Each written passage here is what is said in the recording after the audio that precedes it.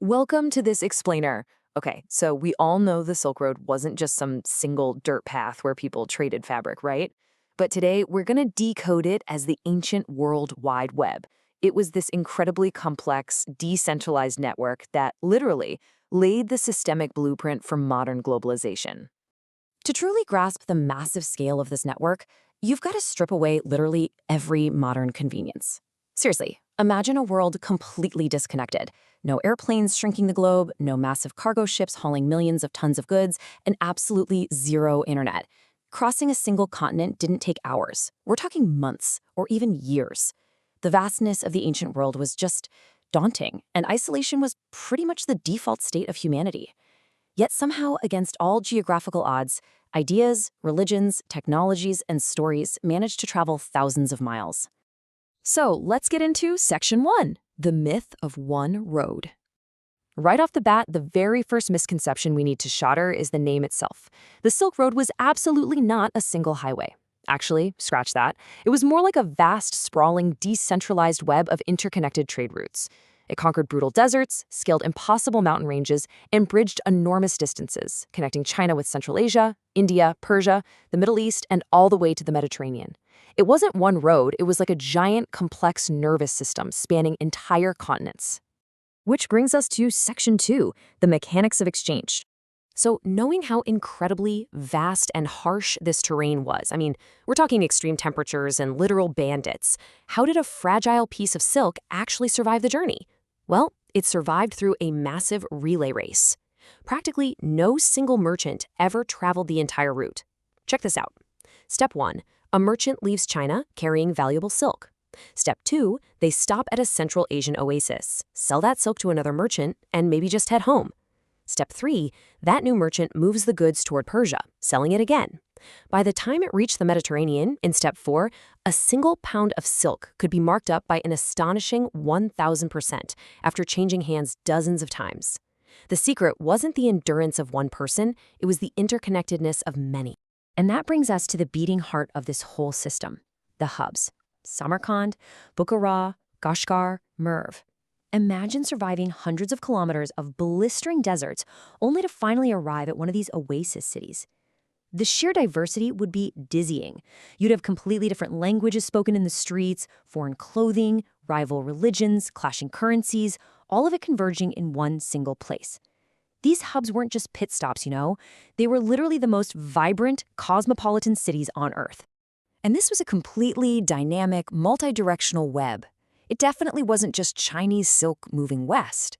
Central Asian horses, which were highly, highly valued by Chinese dynasties, Roman glassware, Persian textiles, and Indian spices were flowing heavily back east. Wealth was moving in multiple directions simultaneously. Oh, and we absolutely have to give a huge shout out to the true workhorse of the ancient world that made this whole shebang possible. The stubborn, spit-prone, but completely essential camel. Moving right along to Section 3, the ancient information highway. But hey, as fascinating as the spices and the silks are, let's zoom out a bit. Because the absolute most important thing moving on this network wasn't something you could just stuff in a bag.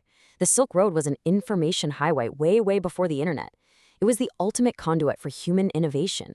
Buddhism expanded from India to China. Islam spread eastward, while Christianity and Zoroastrianism found entirely new communities. And it wasn't just religion either. Life-altering technologies like papermaking and gunpowder developed in China and spread westward, which fundamentally changed scholarship and warfare forever. Printing techniques, navigation, medical and mathematical knowledge, they all circulated right here. Ideas transformed distant civilizations specifically because of this very network. Now let's look at Section 4, Empires and Deadly Pathogens. Of course, a network with this much wealth and information flowing through it doesn't just attract merchants and monks, it attracts armies. Empires quickly realized the Silk Road was a powerful political weapon. Whoever controlled an important oasis could collect massive taxes.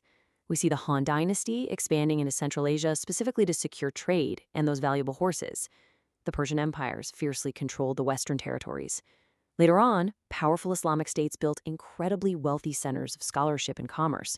And finally, the Mongol Empire in the 13th century created this vast, unified political zone across Eurasia, which made travel safe enough for diplomats and explorers, like Marco Polo, to cross practically the entire known world. But we've got to ask the difficult question. What happens when deadly threats use the exact same network? Because think about it. The same interconnectedness that allows a merchant to sell silk also allows a microscopic pathogen to hitch a ride across the world. During the 14th century, the Black Death spread across Eurasia. Now, while the exact pathways are still being studied, it is absolutely undeniable that long-distance trade helped create the connections through which this disease traveled. So the crucial takeaway here is this. Connection creates immense opportunity, for sure, but it also creates deep, deep vulnerability. Let's move to Section 5 and see how this builds, the shift to the sea. Eventually, this overland monopoly on global trade was broken, and the oceans became the new highways of world commerce. European maritime explorers, particularly from Portugal and Spain, started utilizing advanced ships to completely bypass the slow, politically complex and dangerous land routes. Honestly, the shift was simple math. A single galleon could carry the cargo of 1,000 camels. By sailing directly to Asian markets, the Silk Road didn't just vanish overnight, but the center of global economic gravity definitively shifted to the seas. Which brings us to our climax, Section 6, the blueprint for globalization. So, what is the ultimate legacy of this overland web? What did it actually build? Well, it built the literal blueprint for globalization. Civilizations simply do not develop in isolation. They borrow, they adapt, they compete, and they learn. The Silk Road was this massive engine of cultural exchange that created new languages, new artistic styles, new foods, and entirely new identities. Every single traveler was a messenger between worlds. Contact changes people, and the Silk Road was the ultimate point of contact for thousands of years.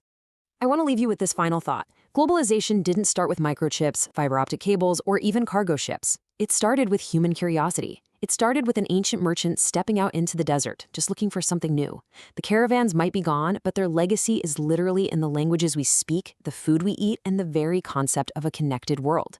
So as we build our own digital networks today, we kind of have to ask ourselves, are we just paving new Silk Roads, or are we setting the stage for the next great vulnerability? Thanks for joining me on this explainer. Keep learning, and I'll see you on the next one.